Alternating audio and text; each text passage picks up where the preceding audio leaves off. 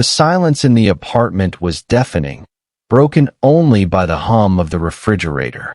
Sarah sat on the edge of her bed, staring at the wall, but seeing nothing.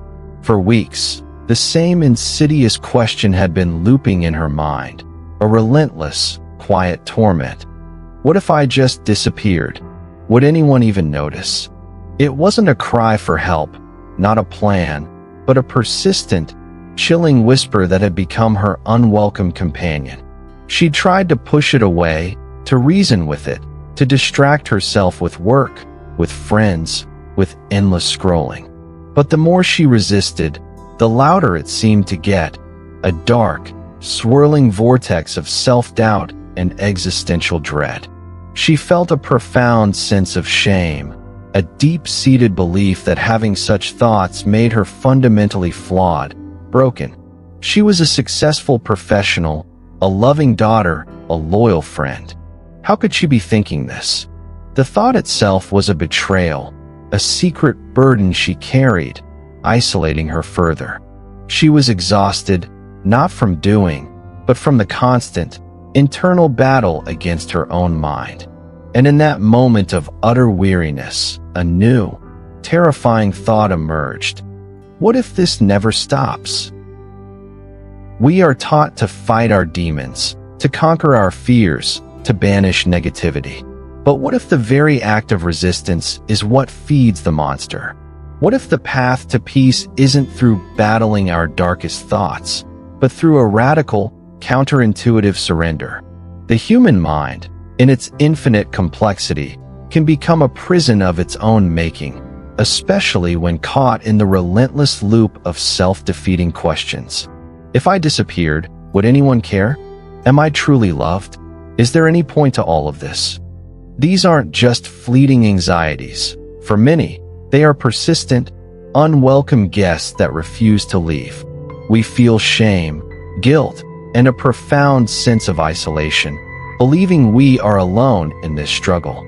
But what if these thoughts, far from being a sign of brokenness, are a call for a deeper understanding, a different kind of engagement with our inner world?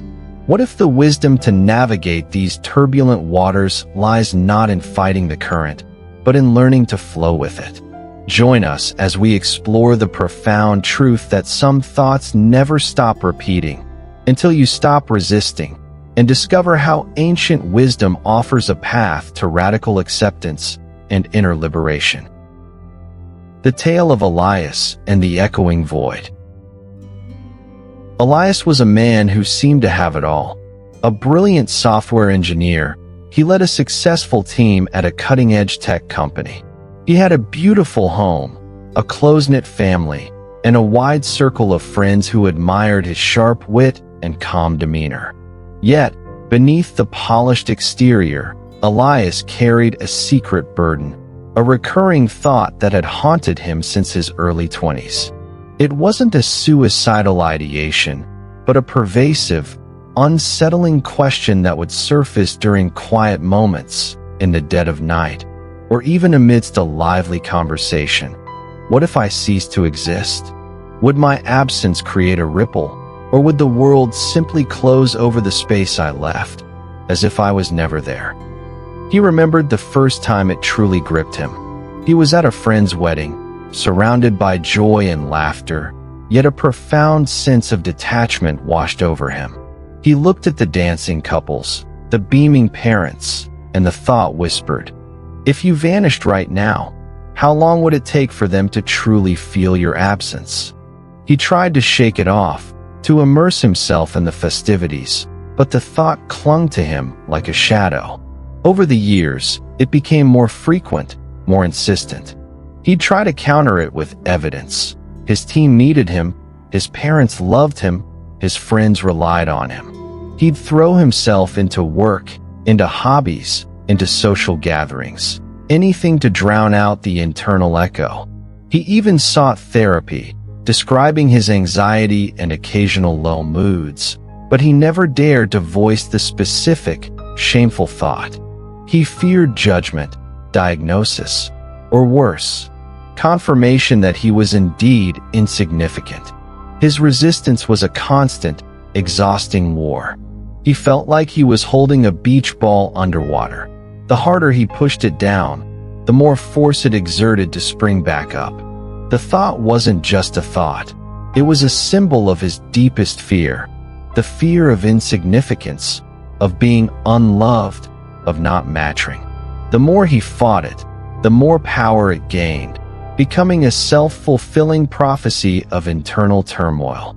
He would wake up in the middle of the night, heart pounding, the question echoing in the void of his bedroom. He felt trapped, isolated by a thought he couldn't share, a battle he couldn't win.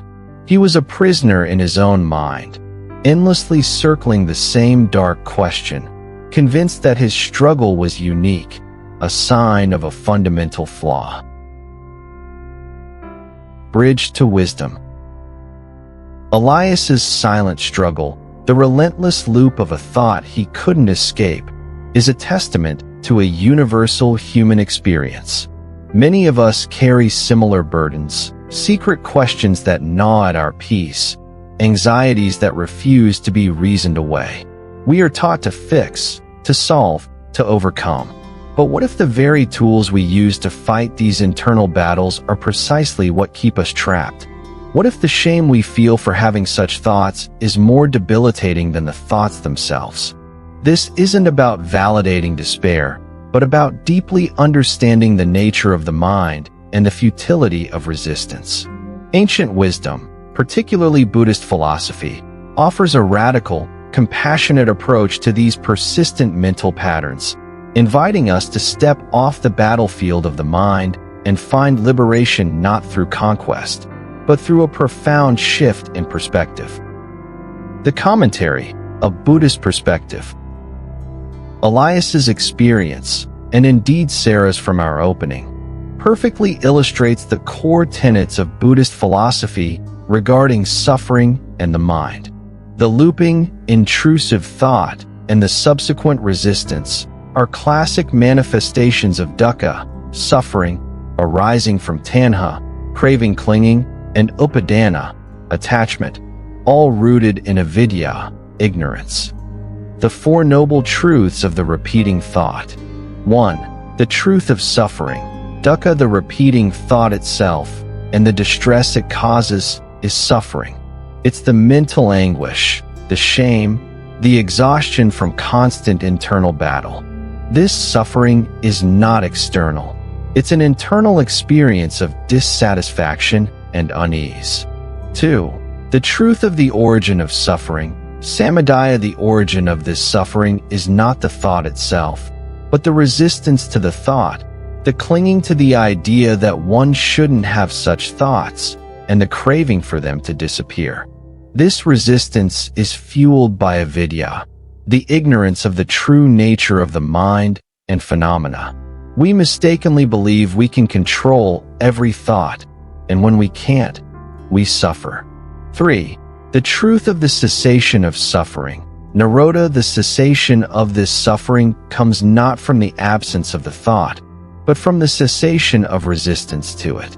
When we stop fighting, stop clinging to the idea of a perfectly calm mind, the thought loses its power. The suffering associated with it diminishes, even if the thought occasionally arises. 4. The truth of the path to the cessation of suffering. Magga, this path, is the Noble Eightfold Path, which guides us in transforming our relationship with our thoughts and finding liberation. The Noble Eightfold Path to non-resistance and inner peace. Right view, samadhi. This is the foundational understanding that thoughts are not inherently good or bad, but simply mental phenomena. They arise and pass away. Elias's suffering was compounded by his belief that his thoughts made him flawed. Right view helps us see that a thought is just a thought, not a reflection of our inherent worth or identity. It's the understanding of impermanence, anicca. Thoughts are not permanent, and not self, anatta. Thoughts are not us. Right intention, samma sakkappa. Instead of the intention to banish or suppress the thought, the intention shifts to one of acceptance, compassion, and understanding. It's the intention to be free from ill will towards oneself for having such thoughts, and to cultivate kindness towards one's own suffering. Right speech, samavaka, while this primarily refers to external communication, it also applies to internal dialogue. Right speech means refraining from harsh self-criticism or judgment about one's thoughts. It's about speaking kindly to oneself, even when the mind is turbulent. Right action, samakamanta, this involves not engaging in actions that fuel the resistance, such as excessive distraction or self-blame. Instead, it's about taking actions that support acceptance and well-being, like practicing mindfulness or seeking compassionate support. Right livelihood, sama ajiva, while related to one's profession, in this context, it extends to engaging in activities that nourish the mind and spirit, rather than those that exacerbate internal conflict. It's about creating a mental environment conducive to peace. Right effort, samavayama, this is crucial. It's not the effort to stop the thought, but the effort to change our relationship with the thought. It's the effort to prevent unwholesome states, like resistance and self-judgment, from arising, and to cultivate wholesome states, like acceptance and equanimity, when the thought appears. It's the effort to not resist. Right mindfulness, samasati, this is the direct practice of observing the thought without judgment. When the thought, "what if I disappeared?" arises, instead of fighting it, Elias could simply notice it. There's that thought again. He observes its qualities, its intensity, its duration, the feelings it evokes, without getting entangled in its narrative.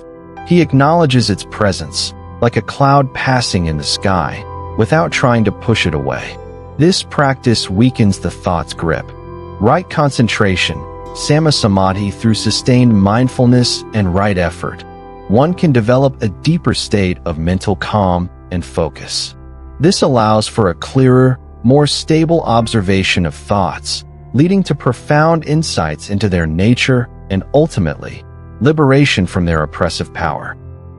The way forward, embracing the uncomfortable truth. Navigating the landscape of persistent, uncomfortable thoughts requires a radical shift from fighting to befriending. Here's how to cultivate non-resistance and find peace. 1. Acknowledge, don't judge. The first step is simply to acknowledge the thought's presence without immediately labeling it as bad or wrong. I am having the thought that. This creates a crucial distance between you and the thought. 2. Observe with curiosity. Instead of pushing it away, turn towards the thought with a gentle curiosity. Where do you feel it in your body? What emotions accompany it? How long does it stay? Treat it like an interesting phenomenon, not a threat. 3. Understand impermanence. Remind yourself that all thoughts are impermanent. They arise, they linger, and they pass away. Your resistance often prolongs their stay. When you stop feeding them with your energy, they naturally dissipate. 4. Practice self-compassion. These thoughts often carry a heavy load of shame. Offer yourself the same kindness and understanding you would offer a dear friend struggling with similar internal turmoil.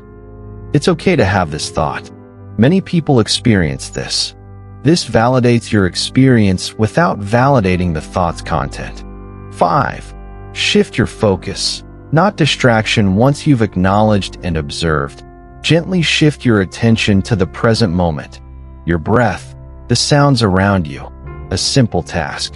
This isn't about distracting yourself from the thought, but about re-engaging with reality. The thought is still there, but your attention is elsewhere. 6. Seek compassionate connection. If these thoughts are overwhelming, share them with a trusted friend, family member, or a mental health professional. Breaking the silence around these thoughts can be incredibly liberating and reduce the burden of shame. You are not alone. In the quiet corners of your mind, what persistent thought, what uncomfortable question have you been tirelessly resisting? What if the very act of fighting it is what keeps it alive, echoing in the chambers of your being? What if the path to true freedom lies not in banishing these thoughts, but in learning to simply let them be, to observe them without judgment, and to understand that they are not you? The world often tells us to be strong, to overcome, to fight. But sometimes, the greatest strength lies in a radical surrender, in the profound wisdom of non-resistance. If this message resonates with your own internal battles, share it with someone who might be silently struggling. Let's create a space where we can acknowledge these thoughts, not as flaws, but as invitations to a deeper understanding of ourselves and the nature of the mind. Namaste.